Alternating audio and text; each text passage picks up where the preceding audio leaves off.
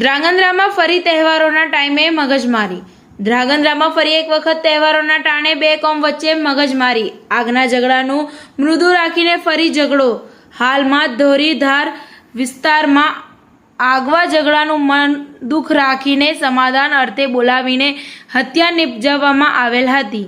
તે હત્યાનું મન દુઃખ રાખીને ફરી આજે બપોરના સમયે ફરી 10 લોકોએ તકરાર કરી હતી, જેમાં એક શખ્સ ઈજા પહોંચી હતી।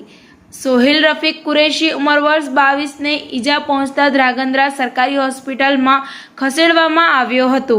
વધુ સારવાર અર્થે સુરેન્દ્રનગર હોસ્પિટલમાં રિફેર કરવામાં આવ્યો। ધ્રાંગધ્રામાં ફરી શાંતિ ના ડહોરાય તે માટે પોલીસે ચુસ્ત બંદોબસ્ત ગોઠવી દેવામાં આવ્યો છે।